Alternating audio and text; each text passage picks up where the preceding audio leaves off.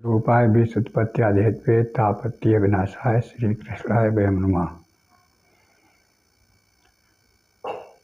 आज आपको इस वीडियो में गोवर्धन की उत्पत्ति, गोवर्धन पर्वत जो है वो गोलोक धाम में है और इस संसार में कैसे आया इसके बारे में आपको उत्पत्ति के बारे में बताएंगे, जो गर्ग संहिता में दिया हुआ है अध्याय नंबर 4 में 3वीं बयान आया है। तो एक बार जो है श्रीगण जी ने राधा जी से कहा तुम मृत्यु लोक में जाओ। तो राधा जी ने कहा हे प्रभु, वहाँ पर न तो वन है, वृंदावन है, ना गोवर्धन पहाड़ है, ना गायें हैं और सरोवर वगैरह वहाँ कुछ भी नहीं है जो यहाँ पर है। इसलिए नाथ मैं वहाँ कैसे रहूँगी और आप भी साथ चलें। तो श्रीकृष्ण जी ने कहा ठीक है, तुम्हें ज़रूरत है वहाँ पर हम वृंदावन को भी जो है वन भी बनाएंगे और वहाँ पर गोवर्धन को भी भेजेंगे। तो गोवर्धन से कहा तुम मृत्यु ले भूतल पे चले जाओ, वहाँ जा कर के और कहा तो प्रभु आप हम भी आएंगे। कहा ठीक है।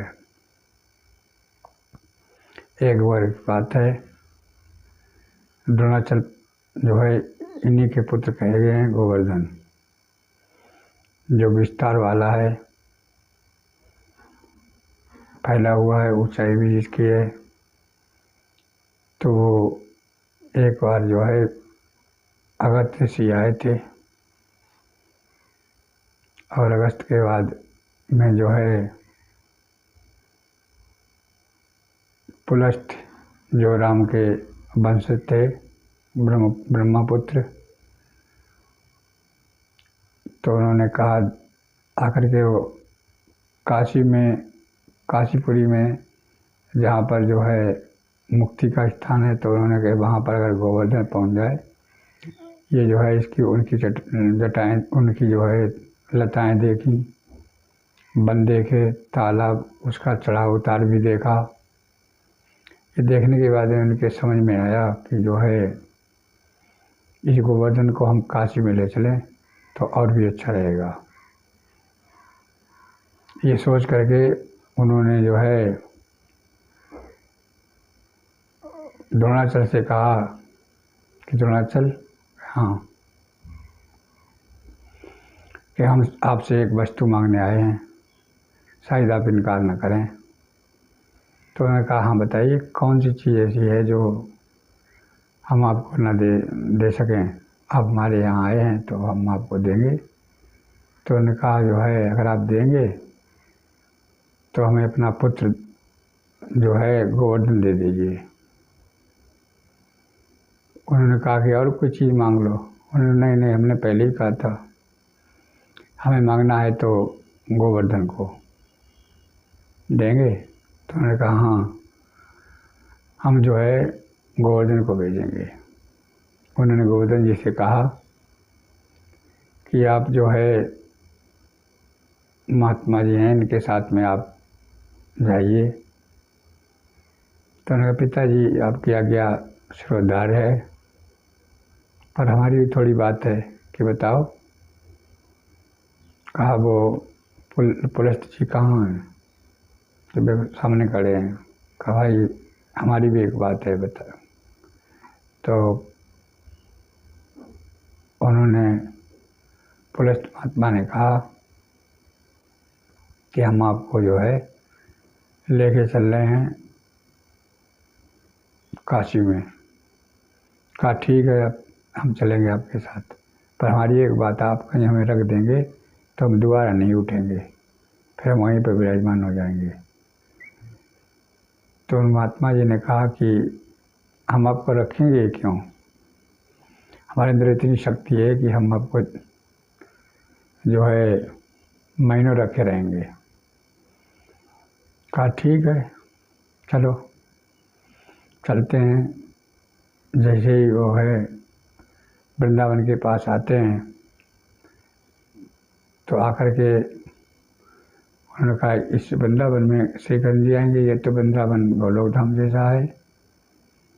मोर की आवाज़ सुनाई देती है तो उन्होंने अपना आकर अपना वजन बढ़ा दिया और वजन बढ़ाने के बाद में जब उनको अत्यधिक वजन लगा तो उन्होंने कहा अब क्या करें, तो उन्होंने उस गोवर्धन को रख दिया। वहीं रखने के बाद में जो है आगे वो उन्होंने कहा कि चलेंगे। तो गोवर्धन की बात याद थी उसे, उसने कहा कि और ये सब श्री कृष्ण के द्वारा उन्होंने अनुनय विनय की थी, उन्हीं के द्वारा हुआ। तो जब वो कोई चीज़ वजन वाली लेके चलते हैं तो लघुशंका लगती है, तो उन्हें लघुशंका लगी तो उन्होंने जो है लघुशंका करने चले गए। कुछ ही देर बाद में जो है आए और हाथ क्रिया शुद्ध किया, शरीर क्रिया की। करने के बाद में उन्होंने गोवर्धन को उठाने को, उठो बेटा चलो। तो उन्हें चलने को अपनी बात पे ध्यान कीजिए, आपने क्या कहा था, क्या बोला था। तो ये कहा था कि जो है आप जहाँ हमें रख देंगे वहाँ से नहीं उठेंगे, तो अपनी बात पे ध्यान कीजिए। तब अगस्त जी ने जो है उन्हें श्राप देते हुए कहा कि हे गोवर्धन, संसार में जितने भी पहाड़ हैं सभी एक एक तिल बढ़ रहे हैं ऊपर को, पर तुझे श्राप देते हैं तो आज से एक एक तिल नीचे गिरेगा, तेरा आकार एक तिल कम हो जाएगा। उसी दिन से जो है गोवर्धन एक एक तिल नीचे हो रहा है, एक तिल घट जाता है उसका आकार। तो इस तरह से गोवर्धन जो है और द्रोणाचल का पुत्र है और उसकी उत्पत्ति श्री कृष्ण जी से ही हुई है। गोलोक धाम में वहाँ से आकर के यहाँ आया और यहाँ पर स्थिर हो गए। फिर श्री कृष्ण जी ने गोवर्धन के ऊपर ही लीलाएं की ज़्यादा, यहाँ तक कि गोवर्धन को उठाया भी था एक उंगली के बल से। और उसी गोवर्धन के पहाड़ पे इंद्र महाराज ने 7 समुद्र लिए थे, पर पानी नीचे नहीं गिरा। पानी नीचे क्यों नहीं गिरा? क्योंकि वो पानी अगस्त जी ने पी लिया था। और तो आज के वीडियो में हम आपको जो है गिरिराज कहते हैं इनकी उत्पत्ति के बारे में बताया। ये गोलोक धाम जो है श्री कृष्ण जी से ही उत्पत्ति हुई है, इसलिए श्री कृष्ण जी को कहा गया है।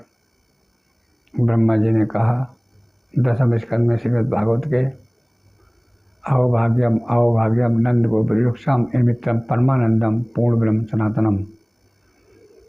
वास्तव में श्री कृष्ण जो है पूर्ण ब्रह्म परमात्मा हैं और अन्य सभी अवतारों में उनके अंश जो हैं कम आए हैं, पर जो है श्री कृष्ण में जो है पूर्ण तत्व हैं, इसलिए कृष्णायन के अंतर्गत बताया गया। कलाओं के बारे में प्रदर्शन किया है। वृक्षों में रहती एक कला, दो रहती कीट पतंगों में, दो रहती कीट पतंगों में, पक्षी गण में है 3 कला और 4 कला चौपायों में। 5 से लेकर 8 तलक मानव गण में दिखलाती हैं, जो 8 से ऊपर होती हैं अवतार वही कहलाती हैं। अवधपुरी में राम हुए जो दशरथ अजिर बिहारी थे, जो दशरथ अजिर बिहारी थे, संसार जानता है उनको, जो 12 कला अवतारी थे। अब तक जितने भी थे अवतार, वो सबके सभी अधूरे थे, वे सबके सभी अधूरे थे, लेकिन मेरा श्री कृष्ण चंद्र 16 कला से पूरे थे। इसलिए श्री कृष्ण जी में 16 कलाएँ हैं, राम में 12 कलाएँ हैं और परशुराम में 10 कला हैं। मनुष्यों में जो है 8 कलाएँ होती हैं और नीचे जो है 2-3 के बारे में भी आया है, जो आपने बताया, हम आपको बताया गया। श्री कृष्ण जी को जो है गीता में बताया गया।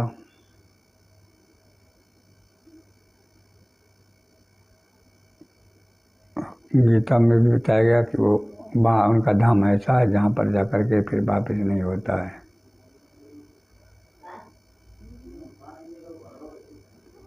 बोलो कृष्ण कन्हैया लाल की जय, सतगुरु महाराज की जय।